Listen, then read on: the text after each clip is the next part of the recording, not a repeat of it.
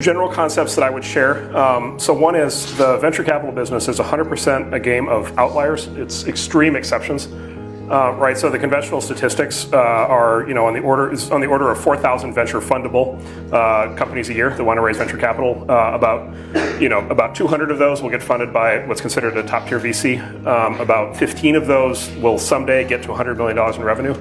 And those 15 from that year will generate something on the order of 97% of all the returns for the entire category of venture capital in that year.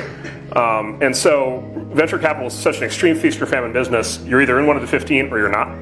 Or you're in one of the 200 or you're not. And so the big thing that you're just looking for, no matter which sort of particular kind of criteria we talk about, they all have the characteristic of you're looking for the extreme outlier.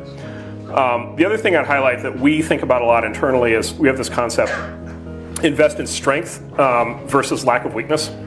And at first that sounds obvious, but it's actually fairly subtle, which is sort of the default way to do venture capital is to kind of check boxes, right? So, really good founder, really good idea, really good products, really good initial customers, check. Okay, this is reasonable, I'll put money in it.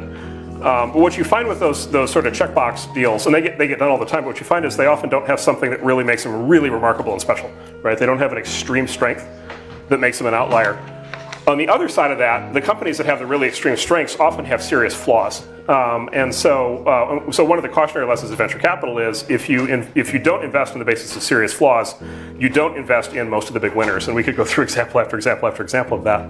But that would have ruled out almost all the big winners over time. And so at least what we aspire to do is to invest in the startups that have a really, really extreme strength along an important dimension, and then be willing to tolerate some other set of weaknesses.